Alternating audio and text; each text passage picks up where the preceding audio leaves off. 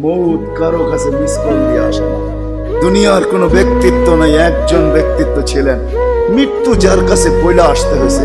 আল্লাহ নিজে বলছেন মালাকুল মৌতকে, বন্ধুর কাছে যাবে, অনুমতি দিলে ঢুকবে, নাইলে ঢুকবে না।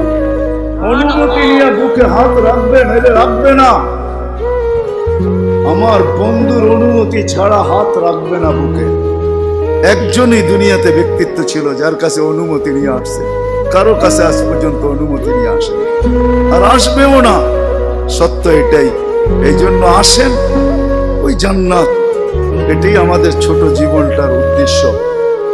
এই জন্যই আল্লাহ ডেলি ডাকে, 5 বেলা ডাকে, গ্যারান্টি দিয়া ডাকে, সিল লাগা ডাকে। ইদা সালুহা সালুহা সাইরুল আমাল।